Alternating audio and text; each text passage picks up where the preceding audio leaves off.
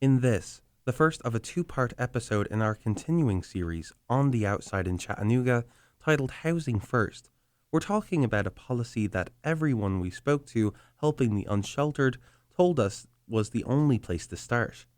Before they can do anything to help the unsheltered person, they have to find them a permanent place to live. One of the reasons that is becoming ever more of a challenge is because Chattanooga is growing so quickly. In fact, Nashville is the only city in Tennessee growing faster than Chattanooga. According to the United Nations World Population Prospects, between 2000 and 2023, the population of the Chattanooga metro area grew by 86,000 people. Baron King, the CEO of the Chat Foundation since April of last year, wants the city to build a low-barrier shelter.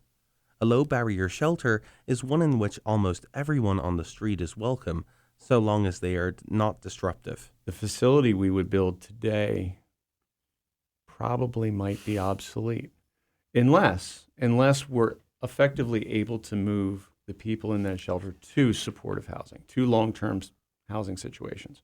There needs to be kind of a middle missing link before housing, which is, an encampment or a village. This is Nikki Keck. Given the number of people currently unsheltered in Chattanooga, the solution proposed by Help Right Here, a newly created nonprofit run by Nikki with her friend Anne-Marie Fitzsimmons, is a transitional camp. Since the summer of 2022, the city-sanctioned camp, consisting of tents pitched on wooden pallets on a parking lot on 12th and People Streets downtown, is the first step.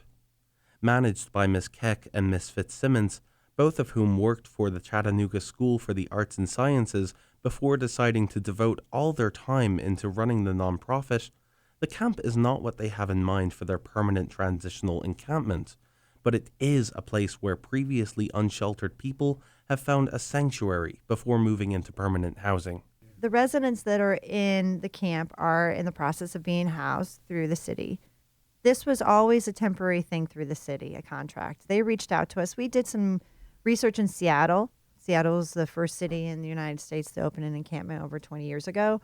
We visited them and kind of saw the program that we'd like to instill in Chattanooga.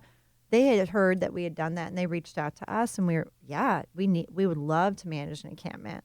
We always knew it was temporary, though, and so our contract is up with them, but that's not, we're done. No. We're just beginning. And so I think a lot of people are looking at this like, oh my gosh, what are you going to do? This is horrible.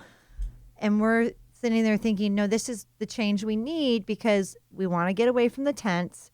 We know this is a very important component in the system of housing to make it, successful.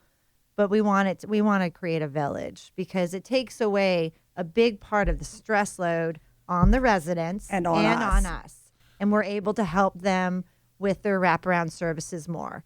So basically what we did was we kind of fused what we saw in the villages and then tried to make it work with helping and assisting them and giving them support because they've got all the services they need right there on 11th. So we didn't just throw them in the camp and said, get along. We're constantly trying to see where they are in housing or what we can do for them. And it's lucky that when we first opened the camp, we were like, oh my God, this is a terrible location. This is going to be awful.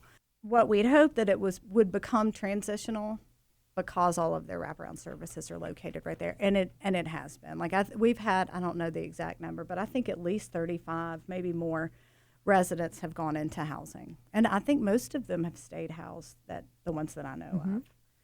The encampment on 12th and People Street is scheduled to close in February of 2024. In the second half of this episode, Housing First, we'll talk to some of the people who have been helped by Help Right Here and the Chat Foundation, as well as the plans made by the city to construct a permanent 24/7 shelter for the homeless in Chattanooga. On the Outside in Chattanooga is written and produced by Richard Winham and Mal O'Connell. For WUTC, I'm Mal O'Connell.